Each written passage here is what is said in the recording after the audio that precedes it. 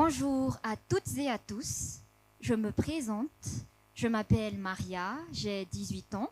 Je viens d'obtenir mon baccalauréat technologique avec la mention bien.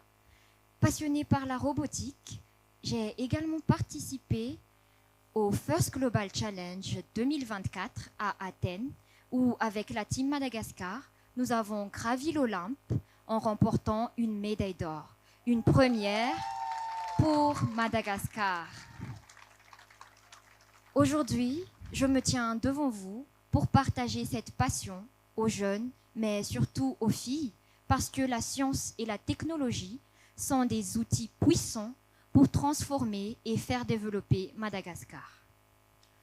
Je suis Santa. Je suis une céréale curieuse, boulimique de connaissances et de savoir.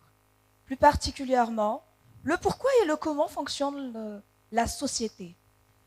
Et j'étudie les sciences sociales, plus précisément le développement de l'humain. Je développe des programmes pour l'autonomisation des femmes à travers le numérique, mais aussi des écosystèmes pour démocratiser le savoir. Raison à laquelle aussi, j'ai rejoint STEM for Good Madagascar, mon laboratoire en tant que mentor. Être mentor est souvent perçu comme comme une relation verticale. Le mentor sait, le mentee apprend. Mais en réalité, c'est un échange vivant, une expérience d'échange entre deux générations. Le mentor, lui, il partage, il active la curiosité, il éveille et il montre le chemin. Le mentee, lui, ce n'est pas un simple récepteur, mais c'est celui qui stimule, qui donne aussi et qui enrichit en même temps. C'est cette vision du mentorat qui est un pouvoir de transformation, un pouvoir de transmission que nous souhaitons vous partager aujourd'hui. Mais dis-nous, Santa, comment est-ce que tu fais? Comment je fais? Je lis, j'écris, j'en parle, c'est tout. Non, dis-nous, comment est-ce que tu fais vraiment? Ah, tu sais ma chère, les aînés m'ont souvent dit, étudie, parce que c'est le plus bel héritage. Mais moi, je rebondissais tout le temps sur cette question du pourquoi, comment.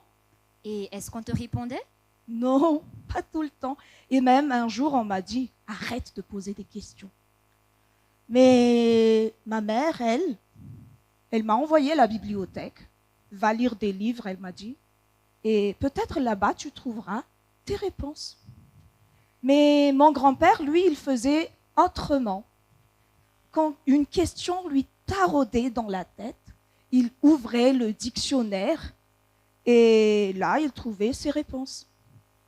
Et moi, j'avais compris que le mentorat, c'est tout d'abord ne pas donner une réponse toute faite, mais montrer où chercher. C'est ça. Eh bien, chez moi, c'était différent. Je devais avoir à peine 5 ans et dans notre salon, les blocs de construction prenaient vie entre mes mains.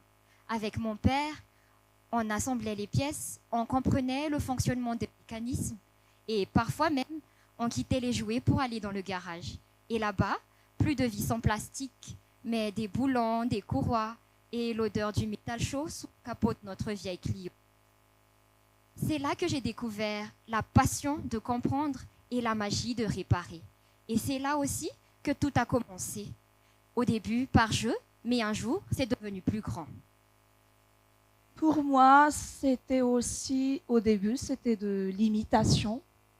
Et en feuilletant le dictionnaire et en regardant dans le dictionnaire des noms propres, j'étais restée figée. Ah, comme j'aurais aimé rencontrer ces grands hommes et les écouter transmettre ce qu'ils savent. Et c'était eux tes premiers mentors? Non, mes premiers mentors, c'est mes parents.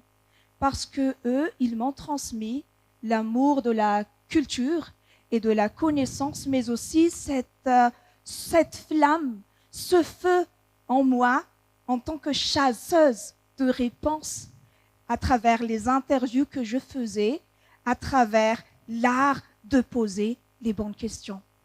Et c'est là aussi que les jeunes comme toi sont venus à moi pour poser des questions. Et le rôle, on a interchangé le rôle après. Et c'est là aussi que je me suis replongée dans le dictionnaire des grands hommes. À travers aussi, j'ai fait des recherches sur les penseurs de l'Antiquité. Et vous êtes partis à Athènes, Grèce, le berceau des sciences. C'était là que j'avais compris aussi que le savoir se partage, la curiosité se transmet. Moi aussi, j'ai eu ce moment de bascule.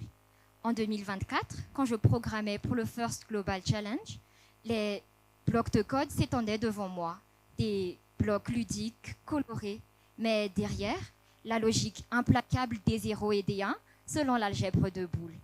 Alors, je t'ai expliqué ce jour-là que c'était la base même de l'informatique. Et moi, en vous observant sur cette photo, j'ai vu le feu que j'avais en moi en découvrant le pouvoir des mots et du savoir surtout. Oui, mais ce feu, je ne l'ai pas entretenu toute seule.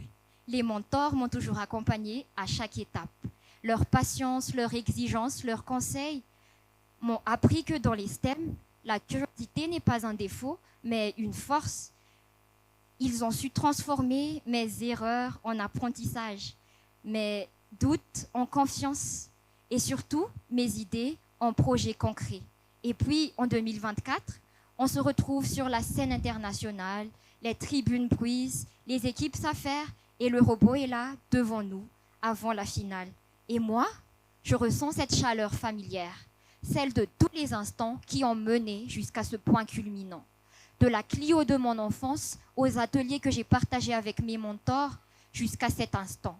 Et c'est là que je me rends compte, le mentorat, ce n'est pas une forme de dépendance, mais c'est un moyen qui m'offre toute l'autonomie dont j'ai besoin. Exactement. Un mentor, ce n'est pas celui qui impose, mais c'est celui qui attise la curiosité. Et un mentee, ce n'est pas celui qui apprend bêtement, ni juste reçoit, mais c'est un acteur.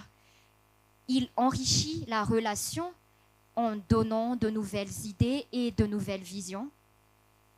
Oui, exactement. C'est comme deux feux qui s'allument et la lumière se partage, mais ne se divise pas.